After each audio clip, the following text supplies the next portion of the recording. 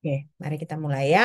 Nah, jadi kita balik mempelajari tentang permukaan dan antarmuka. Nah, jadi ini yang perlu kalian ingat di sini, permukaan dan antarmuka ini itu adalah untuk eh, berdua antar dua atau tiga fase. Nah, jadi dia bukan hanya liquid dengan liquid, tapi juga bisa liquid dengan vapor, bisa liquid dengan solid, baru solid dengan solid gitu. Jadi di sini padatan juga kita bisa bisa pelajari tentang permukaan dan antarmuka. Oke. Nah, jadi sekarang eh, memang sebenarnya kalau dari textbook ini kita melompat gitu. Harusnya bagian kedua yang kita pelajari setelah aplikasi surfaktan adalah organic chemistry-nya gitu ya. Nah, tapi berhubung ini giliran saya dan saya bukan bidang saya itu bukan organic chemistry, jadi saya takut kalau saya mengajarkan itu takut tidak tepat gitu. Jadi makanya organic chemistry-nya itu dilompat. Nah, nanti saya berharap ketika giliran Pak Edianto, beliau bisa menjelaskan lebih detail tentang organic chemistry-nya. Nah, kenapa penting? Karena kalau kita lihat sebenarnya di surfaktan itu gugus dari gugus kimia, ya gugus kimia dari surfaktan tersebut itu mempengaruhi bagaimana aktivitas permukaan dari si surfaktan tersebut. Nah, jadi ada di sini istilahnya kalau misalnya gugus kimianya itu tertentu, nah dia bersifat amfipati atau amfifilik ya. Nah, amfipati atau amfifilik. Nah, lalu eh, bagaimana? Jadi berarti di sini artinya ada efek dari pelarut. Ya, nah pelarut dalam hal ini bisa juga air atau cairan organik. Nah, jadi berarti di sini kalau amfifilik itu berarti dia ada efek dari pelarut. Nah, berarti tergantung dari jenis pelarutnya, eh, dia akan menyebabkan ada karakteristik dari aktivitas permukaannya. Nah, lalu kalau dia punya gugus lifofobik, ya, liofobik. Nah, gugus liofobik ini dia eh, menyebabkan kalau misalnya ada pelarut di situ, ada distorsi gitu ya, struktur cairan pelarutnya, ada distorsi. Nah, ini berlaku juga kalau kita punya fase padat. Nah, makanya di awal ini saya jelaskan, tadi di awal saya jelaskan bahwa kita berbicara surfaktan ini, kimia surfaktan, berarti kita berbicara tentang antarmuka, interface, itu bukan hanya cairan fasa cair dengan fasa cair, tapi juga bisa fasa cair dengan vapor atau uap, dan juga bisa fase padat dengan padat gitu. Nah, makanya di sini kalau ada gugus lifofobik ini, itu bisa menyebabkan distorsi. Nah, ini juga berlaku pada fase padat. Nah, apa akibat dari gugus kimia tadi? Jadi gugus kimia tadi kan itu tadi bisa karakteristik aktivitas. Nah, akibatnya dia itu kalau misalnya terjadi ada gugus fungsi tertentu, gugus fungsi kimia tertentu, nah energi bebas dari keseluruhan sistem itu meningkat. Nah, jadi berarti makanya makanya kalau kalian perhatikan kan untuk kimia surfaktan ini yang mengajar kalian kan ada dosen yang KDBK kimia organik dan dosen KDBK kimia fisik. Kenapa? Karena kita perlu mempelajari gugus kimianya, ya kan? Gugus kimianya. Nah, tapi karena gugus kimia ini akan berakibat pada energi bebas. Nah, energi bebas inilah yang merupakan bagian dari kimia fisika ya. Jadi makanya eh, nanti saya berharap Pak Edianto bisa menjelaskan lebih detail tentang eh, gugus kimianya. Oke? Nah, Nah, jadi kalau kita punya larutan surfaktan dalam dengan pelarut air atau larutan surfaktan berair, berarti kalau kita punya gugus fungsi yang hidrofobik, artinya akan ada penolakan gitu. Nah, kalau ada penolakan berarti ada distorsi. Nah, distorsi ini menyebabkan eh, energi bebasnya lebih meningkat. Kenapa energi bebasnya lebih meningkat? Karena eh, kalau ada distorsi kan kalau sesuatu itu tidak bagus, ada distorsi berarti kan dibutuhkan lebih banyak energi untuk untuk si molekul itu bergerak. Makanya di sini energi keseluruhannya itu meningkat, ya kan? Nah, di sini akibatnya lebih sedikit kerja untuk molekul surfaktan di permukaan itu eh, ter terekspos, gitu ya. Nah, jadi lebih sedikit kerja diperlukan untuk mengangkut molekul surfaktan ke permukaan atau antar muka. Nah, ini kalau ada distorsi atau yang mengakibatkan energi keseluruhan sistemnya itu meningkat, ya. Oke. Nah, berarti di sini eh, kalau ada distorsi itu berarti kan kalau ada distorsi tadi kan seperti saya bilang eh, energi keseluruhan sistemnya itu meningkat, ya kan? Nah, bagaimana kalau misalnya si surfaktan itu berkumpul di satu tempat? Ya. Kalau dia berkumpul di satu tempat. Jadi kalau terkonsentrasi itu kan berarti berkumpul di satu tempat gitu ya. Nah, jadi berarti apa yang terjadi di situ? Yang terjadi itu berarti dia ada proses agregasi. Nah, kalau yang ini tadi distorsi ini meningkatkan energi keseluruhan sistem, ya. Nah, terkonsentrasinya surfaktan atau ketika surfaktan berkumpul dalam satu tempat atau proses agregasi namanya atau proses miselisasi. Nah, kan kemarin eh, eh, Joyce ada nanya miselisasi itu apa? Nah, miselisasi itu adalah surfaktan yang terkonsentrasi, ya. Nah, surfaktan yang terkonsentrasi ini atau agregasi dan miselisasi ini itu artinya energi bebas dari sistemnya itu menurun. Nah, jadi dia ada dua. Kalau distorsi, dia meningkatkan energi bebas dari sistem. Nah, tapi kalau dia terkonsentrasi, yang artinya ada proses agregasi itu kan dia berkumpul kan. Nah, tadinya dia kecil dia jadi agregasi eh, berkumpul jadi satu. Nah, itu dia menurunkan energi dari sistem. Nah, jadi kita bisa bedakan ya. Kalau dia ini distorsi, energinya meningkat, ya kan? Nah, lalu kalau dia agregasi, energinya menurun. Nah, jadi ini dua, dua jenis gitu ya.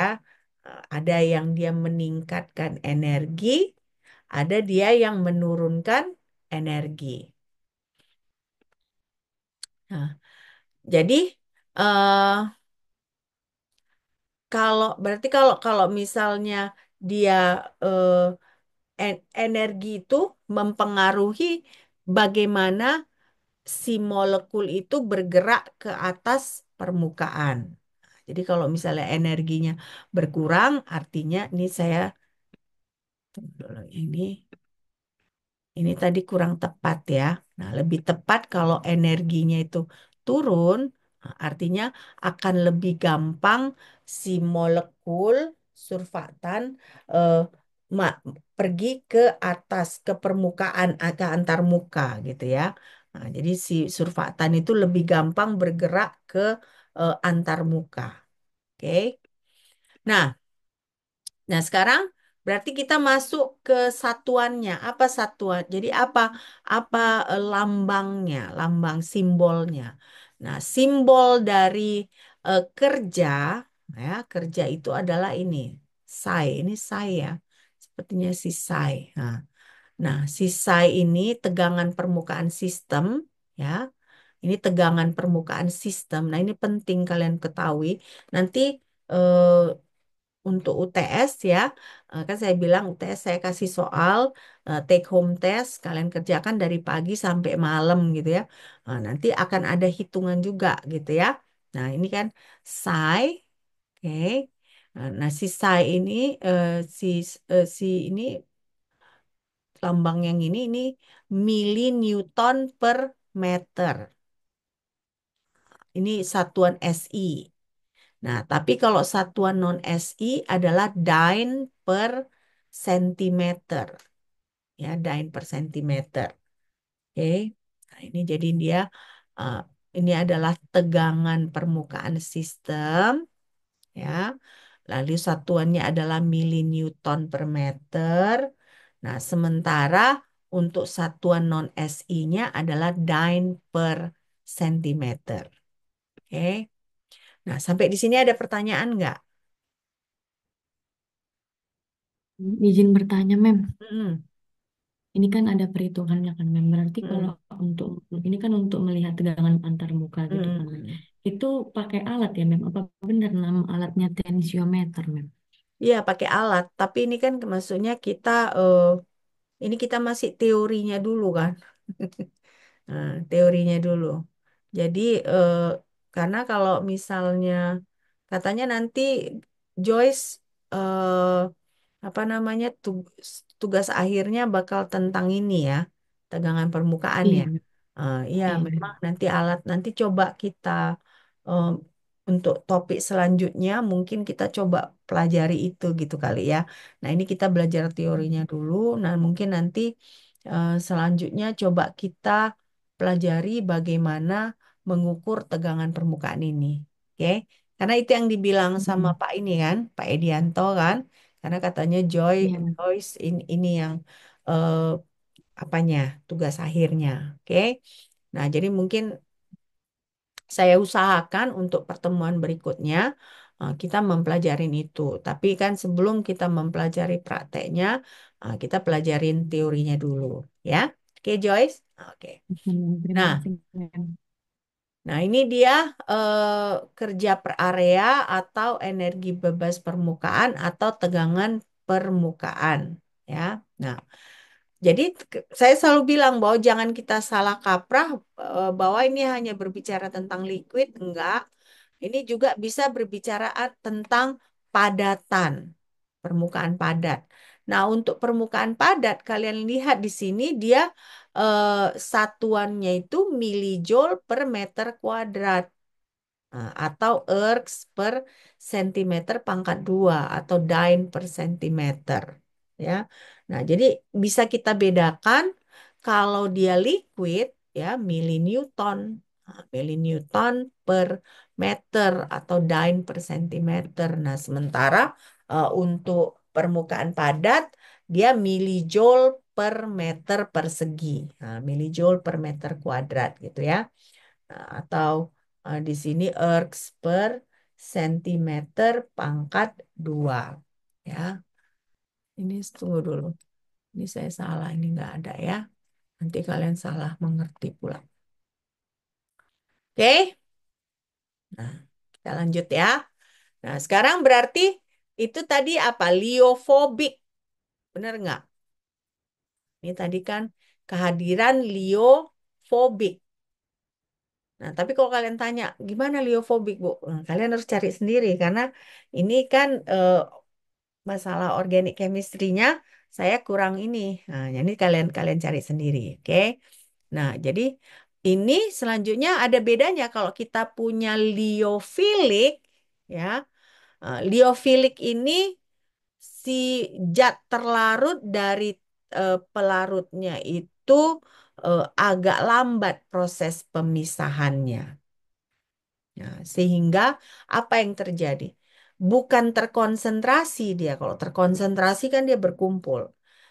Si yang terjadi itu adalah konsentrasinya rendah.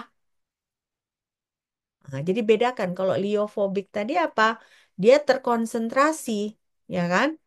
Nah, tapi kalau liofilik dia jadinya konsentrasinya rendah. Kenapa? Karena melambat dia pemisahan zat terlarut dengan pelarutnya, ya melambat. Nah, jadi ini dia eh, konsentrasi rendah, oke? Nah, pada konsentrasi rendah. Nah, lalu, apa yang terjadi kalau konsentrasi surfaktannya tinggi? Nah, konsentrasi surfaktannya tinggi inilah ada tadi terjadi agregat. Nah, jadi agregat ini disitulah akan ada fenomena yang akan bisa dipelajari. Nah, nanti itulah yang kalian pelajari seperti Joy sepertinya eh, Pak Edianto mau mempelajari tentang minyak gitu ya, minyak. Minyak apa? Minyak oil Hmm. oil oil field gitu ya. Oil field. Iya, benar. Jadi berarti memang salah satu aplikasi surfaktan ini kan saya pernah bilang ke kalian adalah di industri mining, oil apa eksplorasi minyak gitu ya, eksplorasi minyak. Nah, jadi memang eh, aplikasi surfaktan ini banyak gitu ya. Eh, nanti seperti misalnya Anissa kan nanti lebih ke apa antioksidan, anti kanker gitu kali ya. Nah, itu juga banyak juga senyawa-senyawa yang tersebut dia membutuhkan pengetahuan tentang eh, aktivitas permukaan ya. Nah, lalu jadi kata tadi udah ada liofobik, liofilik.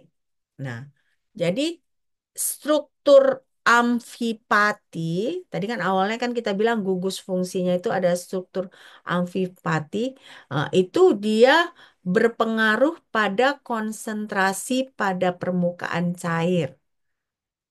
Nah, jadi kalau ada berpengaruh pada konsentrasi, akibatnya tegangan permukaannya juga berpengaruh. Nah, eh, jadi si amfipati itu pertama konsentrasinya, konsentrasi dari larutan tersebut akan berpengaruh, akibatnya tegangan permukaannya berpengaruh. Nah, yang kedua, orientasi molekul yang teradsorpsi itu juga terpengaruh. Nah, jadi kalau kita punya gugus liofobik, dia dia akan menghindar dari si pelarutnya. Nah, ini bedakan ya. Nanti kalian akan ada dengar curah, curah, curah. Nah, jadi bedakan kalau curah itu dia berarti eh, ya bukan yang ukuran nano. Nah, sementara permukaan itu ingat, antar muka itu ketebalannya adalah apa? Molekul. Nah, jadi bedakan kalau misalnya curahnya itu berarti dia dalam larutan gitu. Nah, tapi nanti kita juga ada berbicara permukaan. Nah, permukaan itu dalam ukuran nano, ya. Nah, jadi kita lihat di sini bagaimana gambarnya. Nah, ini gambarnya, ya. Nah, ini dia oil, oil, ya kan? Nah, ini aqueous. Nah, oil sama air kan nggak bercampur. Nah, karena nggak bercampur kan jadi ada antar mukanya. Jadi istilahnya itu selalu kalau ada dua fase yang tak bercampur, nah, dia akan menimbulkan antar muka. Nah, ini cair dengan cair kan, karena air dengan oil. Nah, jadi kalau kalian lihat di sini, eh, ini kan oil ini ada kepalanya, ada ekornya. Selalu surfaktan itu kan panjang dia kan, ada kepala, ada ekor.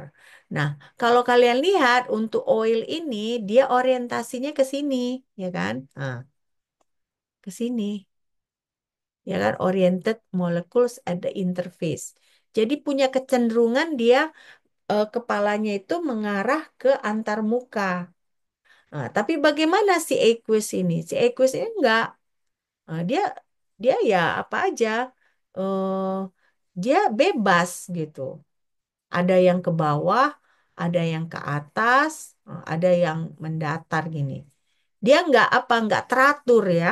Kalau yang aqueous phase ini dia tidak teratur pada antar muka ini. Tapi kalau si oil, fase oil, dia teratur. Nah, dia mengarah ke antar muka. Semua kepalanya ini ada di antar muka. Nah, jadi ini perbedaan dari hmm, si fasa oil dengan fasa aqueous, fasa cair. Ya. Nah, lalu berarti artinya apa? Artinya kalau yang kita misalnya punya gugus fungsi tertentu, kita bisa mengontrol orientasi molekuler kita. Nah, ini kan kalau misalnya oil, berarti kan ini kepalanya ada tertentu kan? Nah, jadi di sini kita bisa kontrol ngarahnya ke sini. Tapi kalau yang air ini, yang pelarutnya air, ya kan, aqueous phase, fasa berair, dia nggak teratur gitu. Nah, jadi berarti artinya memang me, me, memanipulasi gugus fungsi dari senyawa kita akan memampukan kita untuk mengontrol orientasi molekuler kita. Nah, jadi berarti artinya kalau kita punya molekul seperti ini, artinya dia aktif secara permukaan. Kenapa? Karena kan dia ini bertemu, semuanya ngarahnya ke antar muka. Nah, jadi dia aktif secara permukaan. Jadi kalian bisa lihat di sini bahwa memang penting, makanya kalau nanti Joyce mungkin kalau penelitiannya lebih eh, mengukur tegangan permukaan gitu.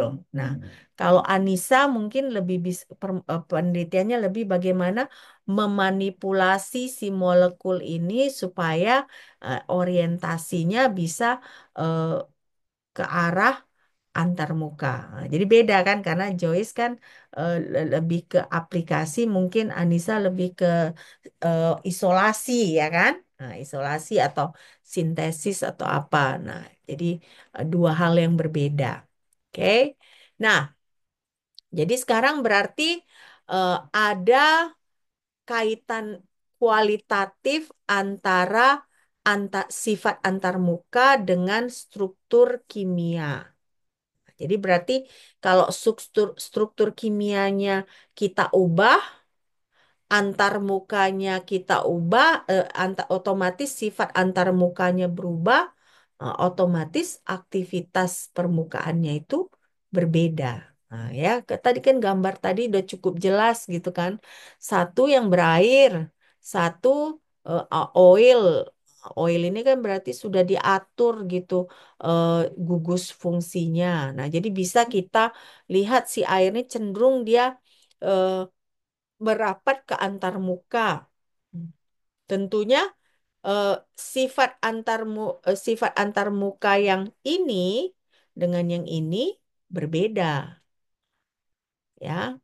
Jadi ini kita bisa lihat dari hubungan kualitatif. Nah, jadi akan ada hubungan kualitatif antara sifat antar muka dengan struktur kimia yang akibatnya aktivitas permukaannya itu akan berubah ya. Nah, sekarang kita masuk ke antarmuka dan fenomena adsorpsi ya. Antarmuka dan fenomena adsorpsi. Nah, jadi kalau eh, kita udah tahu pokoknya antarmuka itu antara dua fase. Bisa fase liquid, bisa fase padat, bisa fase vapor. Nah, jadi si antar muka ini kita bisa sebut juga sebagai wilayah transisi. Ya, karena kan dia di sini fase, misalnya di sini fase liquid, di sini fase vapor. Nah, pertemuannya itu kita sebut wilayah transisi. Jadi antar muka itu transisi dari fase, contohnya dari fase liquid ke fase vapor. Nah, jadi Otomatis kalau misalnya ada wilayah transisi tersebut, sifat kimia dan fisiknya itu akan mengalami perubahan. Nah, kalau fase curah ini kan dia makroskopis. Kan tadi saya bilang kan, kalau saya bilang kan tadi curah-curah, nanti saya bilang bakal ada muncul istilah curah. Nah, curah itu dia makroskopis. Sementara si transisi antar muka ini adalah mikroskopis. Kenapa? Karena dia batasnya itu adalah molekuler. Ya, nah ini kita bisa lihat. Nah, ini adalah antar muka, ya. Nah, jadi bagaimana dengan skala mikroskopis? Nah, untuk skala mikroskopis kita lihat bahwa jaraknya itu adalah molekuler. Bisa satu molekuler, bisa beberapa molekuler. Nah, artinya ukurannya itu pasti dalam nanometer. Kalau molekul itu kan nanometer kan. Nah, atom yang dia angstrom. Nah, jadi berarti makanya pada skala mikroskopis itu si antar muka itu jaraknya adalah molekuler. Artinya dia dalam nanometer. Jadi sebenarnya memang eh, nanomaterial, pelajaran nanomaterial kita dengan pelajaran kimia surfaktan ini, dia itu berkaitan, bukan nggak berkaitan, berkaitan. Ya, oke. Sampai di sini ada pertanyaan? Nggak? Oke. Tidak Nggak ada, ada. Mem. Kita lanjutkan. Nah, jadi pertanyaan Joyce yang minggu lalu sudah terjawab ya, misel apa miselis itu apa tadi fase terkonsentrasi ya atau agregasi ya. Nah, nanti Joyce bertanya lagi soal tensiometer atau pengukuran tegangan permukaan. Nah, nanti kita coba untuk pelajari lagi. Oke? Nah, jadi berarti kalau ada kualitatif, otomatis ada kuantitatif. Nah, benar kan? Nah, kalau kualitatif itu kan dia secara kualitas ya. Nah, kuantitatif itu berarti ada ukurannya. Ukurannya ya. Nah, jadi berarti untuk pengukuran si aktivitas permukaan ini kita bisa menggunakan persamaan matematika. Nah, jadi artinya aktivitas permukaan ini contohnya adalah adsorpsi. Bukan up ya, tapi adsorpsi. Nah, jadi kalau untuk permukaan dia adsorpsi namanya ya. Nah, disinilah kita mulai nanti banyak mempelajari mulai dengan ada nanti beberapa formula-formula. Nah, jadi eh, kita lihat dulu asumsi. Nah, ini dia ya, gambar. Ini ada gambar A, ada gambar B.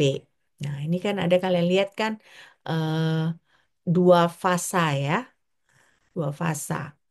Nah, kalau kalian lihat di sini ya, ini fasenya ini dia nih jaraknya ini seperti ini, distance from it. Jadi jaraknya gini. Ini secara ideal ya. Secara ideal itu seperti ini. Nah, sementara kalau kita mau realistis, dia itu sebenarnya gini, ya. Nggak akan mungkin. Ini kan sepertinya rata, turun, rata lagi. Enggak, ya. Jadi dia harusnya ada sedikit gini.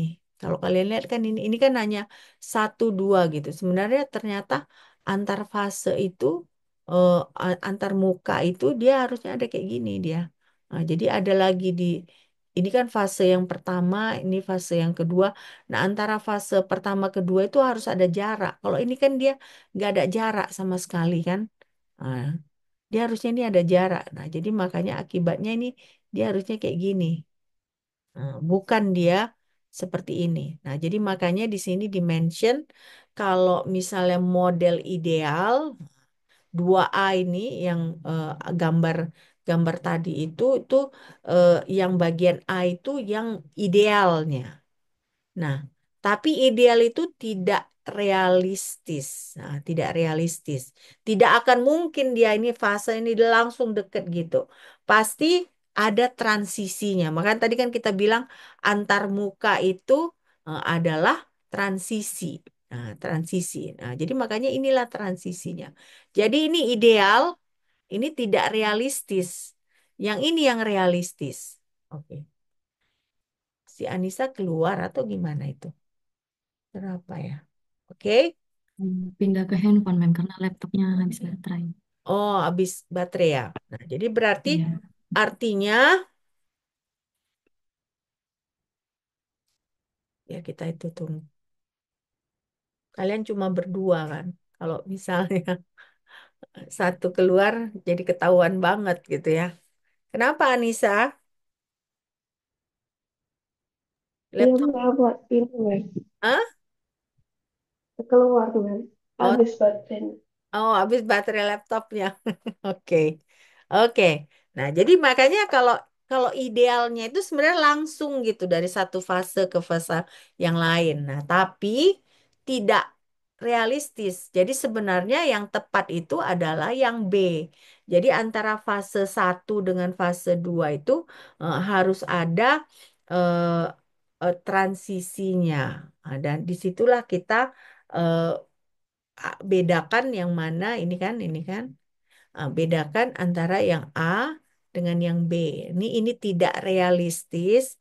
Yang realistis yang ini. Nah, jadi kalau gini dia langsung dia kayak gini nggak realistis. Jadi dia harus ada transisinya gitu. Baru dia realistis. Oke? Nah, nah, jadi berarti di sini eh, kita mau jelaskan apa definisi antarmuka. Nah, antarmuka itu adalah batas antara dua fase. Nah, jadi artinya berarti eh, di batas antara dua fase itulah kita mengukur tegangan permukaan. Nah, jadi kalau misalnya kita punya satu fasenya itu adalah gas, kita juga bisa mengukur tegangan permukaan cairan gitu. Misalnya satu cairan, satu gas. Nah, jadi bisa kita ukur bagaimana tegangan permukaan si cairan tersebut. Nah, ini adalah definisi antarmuka. Nah, lalu jadi antarmuka interfacial ini adalah antarmuka. Antarmuka itu adalah wilayah batas, ya, wilayah batas.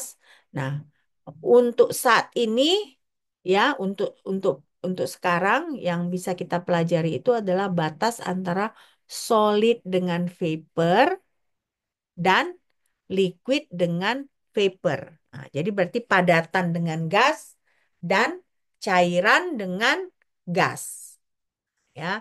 Nah, jadi ini yang kalian catat, coba nanti kalian buat di catatan sekalian.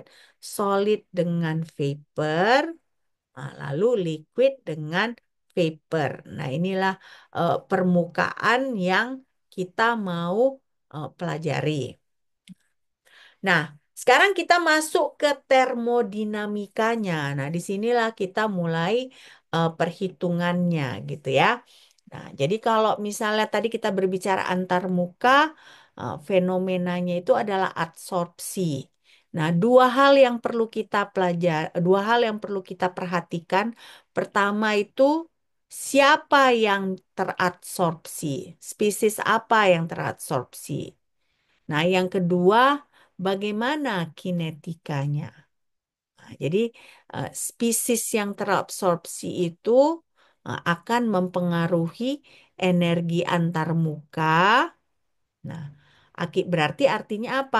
Artinya kinetika proses adsorpsi itu bisa kita pelajari.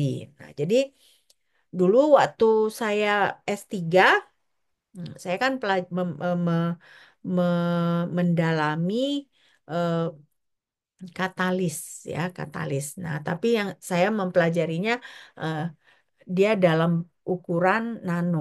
Nah, jadi kenapa tertarik mempelajari katalis itu karena kami mau mempelajari apakah mungkin menggunakan katalis tersebut untuk memproduksi gas hidrogen. Nah, kan kita tahu sekarang kan gas hidrogen itu digunakan di macam-macam ya, misalnya mobil listrik, apa bus, bahkan di Medan kan udah ada itu ya, bus listrik ya. Nah, jadi tertarik. Nah, bagaimana proses adsorpsi ini? Nah, si katalisnya itu kan dia dalam bentuk padatan. Sementara kita mau memproduksi gas hidrogen itu dengan pemutusan ikatan dari etanol. Jadi prosesnya bagaimana? Kita masukkan etanol, lalu etanol ini berarti dia dalam bentuk gas. Dia akan teradsorpsi. Nah, jadi teradsorpsi pada permukaan katalis. Nah, ke katalis tersebut memang aktif dalam memutus ikatan. Nah, jadi ketika dia terikat, nah jadi karena ada aktivitas permukaannya apa? Ada adsorpsi, lalu ketika ada adsorpsi, ada pemutusan ikatan. Nah, setelah pemutusan ikatan ada proses desorpsi. Nah, apa yang didesorpsi? Jadi yang diadsorpsi adalah etanol, yang didesorpsi adalah hidrogen. Nah, jadi berarti ada proses kinetika, proses adsorpsi. Nah, jadi kita bisa pelajari itu bahwa dia ada kinetikanya. Nah, jadi makanya aplikasi surfaktan itu ya ada adsorpsi polimer. Nah, kalau tadi itu kalau adsorpsi etanol, etanol pada permukaan katalis tersebut itu proses kinetika cepat. Nah, tapi di sini kita juga mau melihat bahwa ada kinetika lambat. Nah, contoh kinetika lambat itu adalah adsorpsi polimer atau operasi pelapisan, jadi coating. Nah, ingat kan kita surfaktan ini kan juga aplikasinya coating kan. Nah, coating itu adalah Benar. eh, dia kinetika lambat. Ya, kinetika lambat. Nah, jadi berarti memang aplikasi surfaktan ini kalau kalian lihat memang banyak sekali. Jadi adsorpsi polimer, coating, nah, itu adalah aplikasi surfaktan. Ya, nah, jadi sekarang kita masuklah ke bagaimana sebenarnya adsorpsi itu dengan termodinamika, ya kan? Termodinamika. Jadi kita lihat di sini. Kita misalnya kita punya bahan teradsorpsi, eh, konsentrasinya pada antarmuka itu adalah NIS. Ya, NIS. S itu adalah surface. Jadi pada antarmuka itu NIS. Nah, NIS itu berbeda dengan NIB. NIB kenapa? Karena B itu bulk. Bulk itu dia berarti pada larutannya itu aja ya. Jadi pada molekul makro molekul. Sementara ini pada eh, molekuler. Jadi ini pada curah, ya kan? Ini pada surface, pada permukaan. Jadi berarti eh, yang paling penting itu berarti tentunya yang ini, konsentrasi bahan yang teradsorpsi pada permukaan. Nah, jadi bedakan dengan ini konsentrasi yang biasa yang kita buat gram per mol gitu kan ada kan? Nah, ini adalah ini. Nah, sementara NNSI ini adalah konsentrasi bahan yang teradsorpsi. Berarti dia dalam konsentrasi dia dalam ukuran kecil ya. Nah, jadi kita punya I, jumlah komponen I. Nah, ingat kita kan antar muka itu kan dua fase saling saling bertemu. Nah, jadi kita sebut dia bidang pemisahnya itu adalah SS. SS. Sementara konsentrasi konsentrasi berlebih permukaannya itu adalah dari komponen I ya, pada fase permukaan. Jadi ini awal-awal ini mengenalkan kalian istilah-istilahnya dulu gitu ya. Nah, jadi eh, tegangan permukaan itu, nah ini tegangan permukaan ya, sama dengan konsentrasi eh, spesies yang terabsorpsi pada antarmuka dibagi area antarmuka. Nah, inilah dia eh, rumusnya ya. Nah, jadi ini bukan tegangan permukaan tapi surface air excess concentration. Surface excess jadi eh, konsentrasi berlebih dari permukaan ya. Biar nanti kalian jangan bingung. Yang ini adalah konsentrasi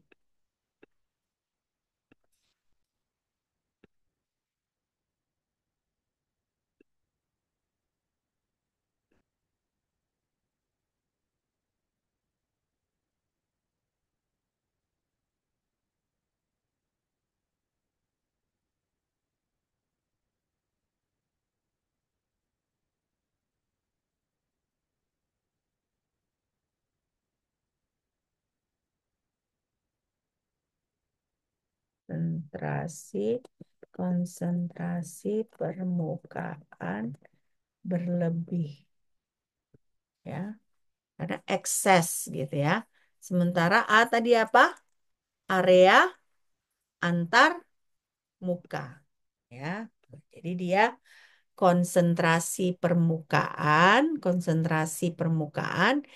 dibagi area menghasilkan konsentrasi permukaan yang berlebih ya. Nah, nah sekarang si I ini ya, dia bisa positif, bisa negatif. Ya, bisa positif, bisa negatif.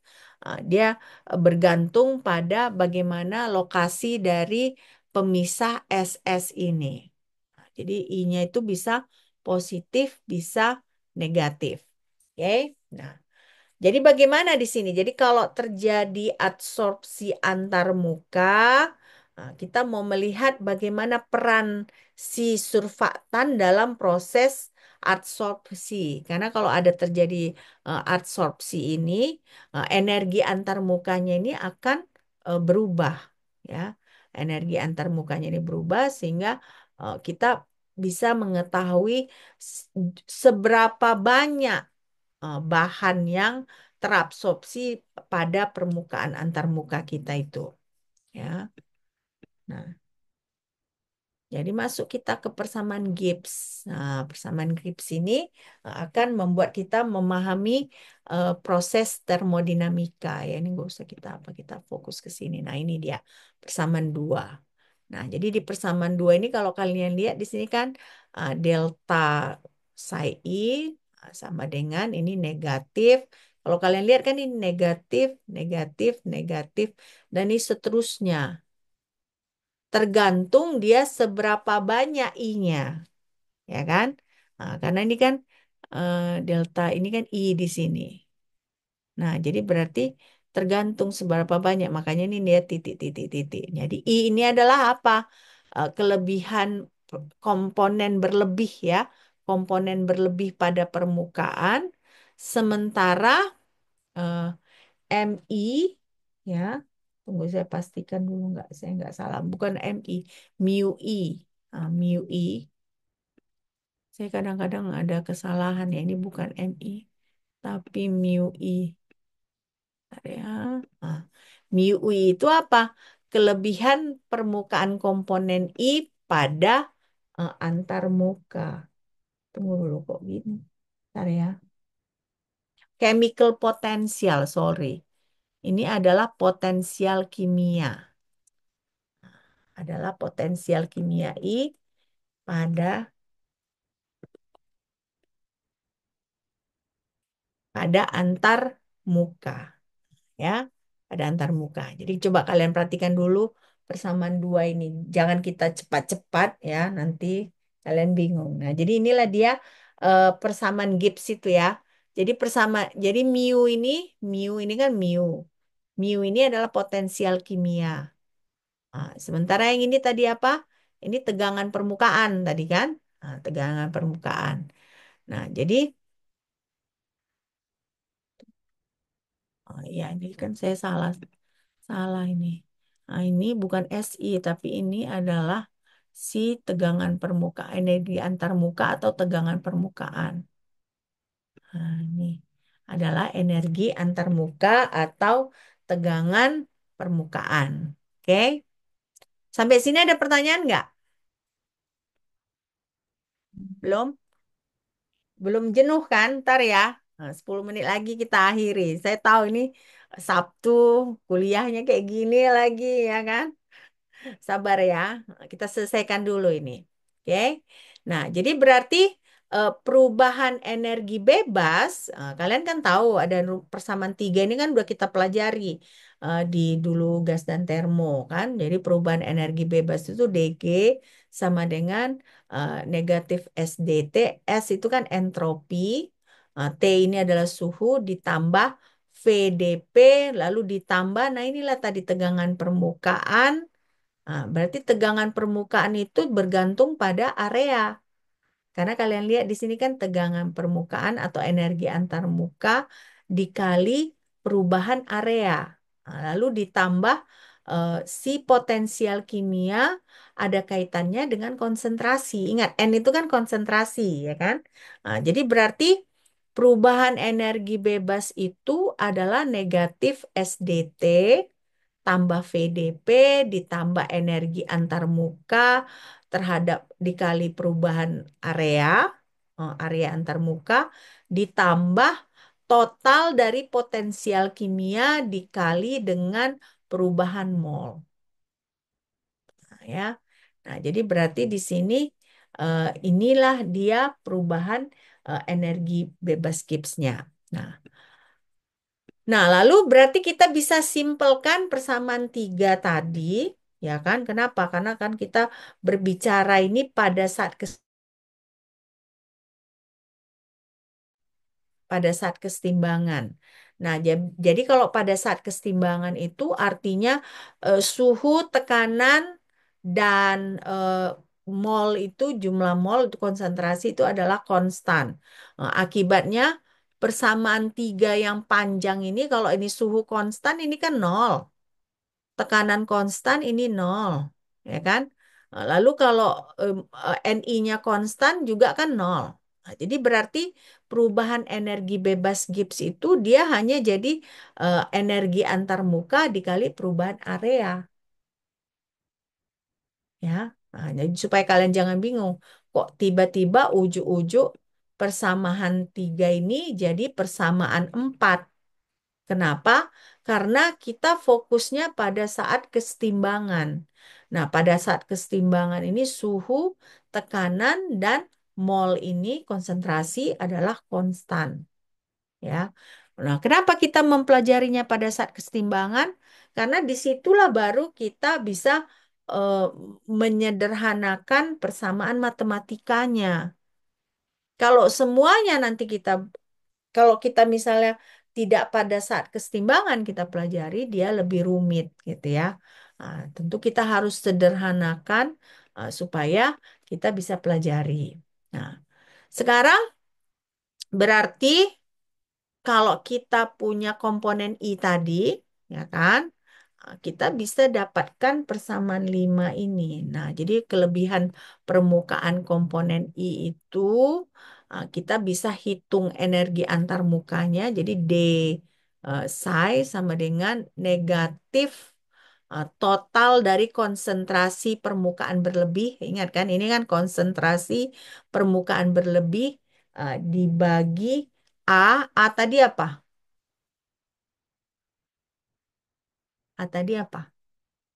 luas permukaan. Luas permukaan, luas antar muka ya. Luas antar muka dikali perubahan potensial kimia. Perubahan potensial kimia. Nah, jadinya artinya sama dengan, nah kalau kita hitung lagi, sama dengan negatif jumlah dari ini kan tadi konsentrasi berlebih permukaan ya kan? Ingat nggak? Yang lambang ini dia adalah konsentrasi berlebih permukaan dikali perubahan dari potensial kimia. Dan ingat lagi tadi I bisa positif, bisa negatif, bergantung pada lokasi permukaan dari si SS tadi, ya. SS tadi itu kan kita bilang bidang permukaan kan. Jadi nilai I tadi ini bisa positif, bisa negatif, ya. Oke, tarik nafas dulu sebelum kita lanjutkan lagi. Nanti kalian, aduh, mata kuliahnya ini gila kali gitu kan. Tarik nafas dulu sebelum kita lanjutkan lagi. Karena memang kalau kimia fisika ya seperti ini ya. Kalau kita melihat surfaktan dari sisi eh, kimia fisika, berarti kita belajar termodinamika. Kalau kita belajar termodinamika ya masuklah rumus-rumus ini. Oke? Oke, kita lanjut lagi. Nah, jadi berarti tadi kan saya bilang kan, eh, kita berusaha menyederhanakan matematikanya. Nah, jadi eh, bagaimana kita sederhanakan? Kita sederhanakan bahwa si SS ini kan tadi bidang antarmuka kan. Nah, dia kita sederhanakan menjadi satu komponen. Satu komponen. Kenapa? Karena kita anggap si makro, makro ya, makromolekul si curah ini dia nol. Nah, jadi kita bisa menyederhanakannya, ya, menyederhanakannya. Nah, karena kita sederhanakan, ya kan, eh, kita bisa jadinya mendapatkan persamaan 6 ini. Nah, jadi misalnya kita punya sistem dua komponen sederhana. Nah, misalnya dua kita larutkan dalam satu. Nah, jadi persamaan 5 itu dia berubah menjadi ini. Desai sama dengan negatif konsentrasi berlebih dari permukaan dua dikali perubahan potensial kimia. Nah, lalu kalian ingat dulu di pelajaran apa kinetika kimia, ya. Nah, di pelajaran kita kinetika kimia kan kita tahu bahwa si potensial kimia ini ada kaitannya dengan aktivitas kimia. Jadi kalau misalnya kita belajar Joyce dulu ada belajar kimia fisika larutan nggak waktu S1? Dulu kami kimia fisika aja mem nama mata kuliahnya, tapi sampai tiga mem. Yang ketiga itu Sampai tinggal instrumen. instrumen. Berarti kimia fisika larutan nggak ada. Kalau kami kan di Unimed kan mata kuliah kimia fisika ini banyak ya. Ada gas termo, itu mungkin kimia fisika satu dulu kan di Joyce kan. Nah, lalu ada Hmm. kinetika dan kesetimbangan. Nah, lalu kami ada belajar kimia kuantum. Nah, baru ada kami belajar kimia fisika larutan. Nah, di kimia fisika larutan itu kita belajar larutan ideal dan larutan non ideal, ya kan? Nah, di situ kita belajar bahwa eh, si potensial kimia ini, ya, dia berpengaruh kepada aktivitas. Nah, si aktivitas ini akan kita pakai. eh, Kenapa? Karena seharusnya bisa juga di sini konsentrasi, ya. Tapi di sini kita tidak pakai konsentrasi. Kenapa? Karena konsentrasi itu biasanya hanya untuk larutan ideal. Nah, jadi makanya di sini kita lihat potensial kimia itu sama dengan potensial kimia standar ditambah R. R itu adalah konstanta gas ideal dikali T, baru Ln dari eh, aktivitas dari spesies tersebut, ya. Nah, jadi ini untuk dua ya, artinya ada pelarut, ada zat terlarut. Nah, dua ini adalah si zat terlarut. Nah, jadi berarti eh, ini kita bisa lihat di persamaan 7. Nah, berarti kalau kita gabungkan persamaan 7 dan 6, Ya, maksudnya kalau kita modifikasi, kita dapat persamaan 8 ini. Jadi D mu 2 perubahan potensial kimia zat terlarut sama dengan RTDLNA2. Nah, jadi berarti di sini ini kan tadi energi antar muka kan. Perubahan energi antar muka sama dengan negatif konsentrasi berlebih dari permukaan dikali RT dikali dLNA2.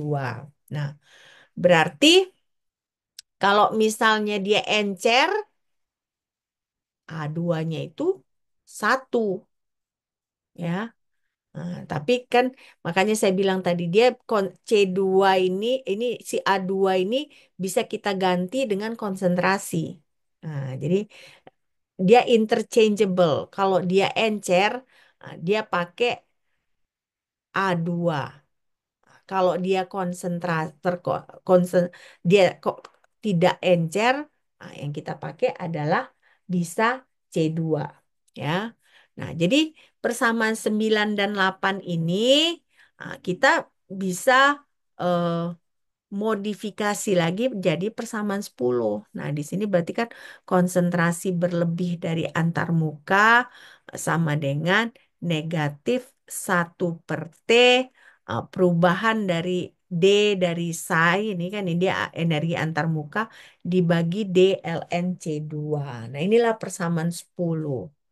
Nah, persamaan 10 inilah yang paling penting dalam surfaktan. Ya. Jadi yang tadi kita lihat itu adalah penurunan rumus untuk mendapatkan persamaan 10. Nah, persamaan 10 ini ya kita bisa gunakan untuk mengukur seberapa besar spesies yang terabsorpsi dalam antarmuka.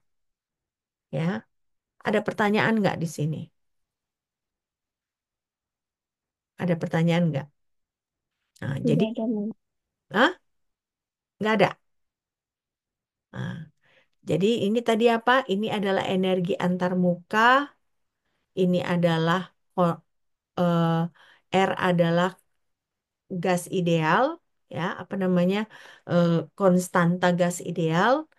T adalah suhu absolut. C tadi apa? C adalah konsentrasi.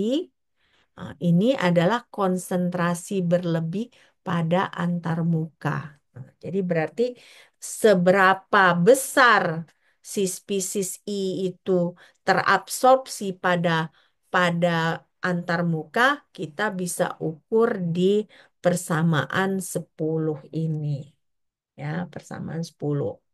Oke. Tarik napas lagi sebelum kita lanjutkan sedikit lagi ya. Nah, jadi artinya apa?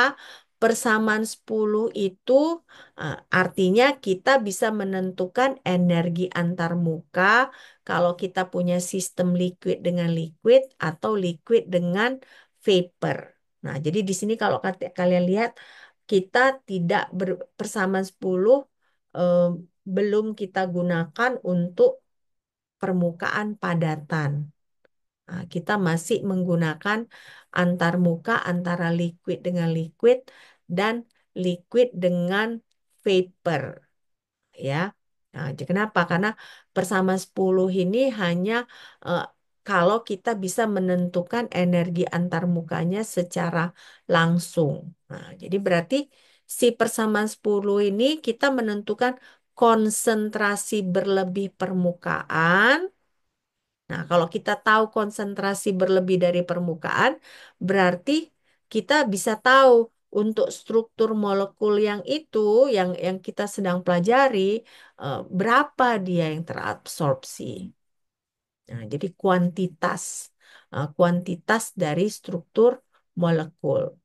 Nah, lalu di sini bisa kita lihat, berarti persamaan 10 ini menjadi eh, alat karakterisasi surfaktan pada tingkat molekuler. Nah, jadi berarti kalau tadi kan awalnya kita bilang dia bisa juga kualitatif. Nah, kuantitatifnya apa? kuantitatifnya itu persamaan 10 tadi. Nah, jadi di persamaan, misalnya kita tahu, oh ini molekulnya, ini jenis molekulnya. Kalau jenis molekulnya ini kira-kira seberapa banyak dia bisa teradsorpsi pada antarmuka yang eh, yang ada di situ, antarmuka yang kita pelajari.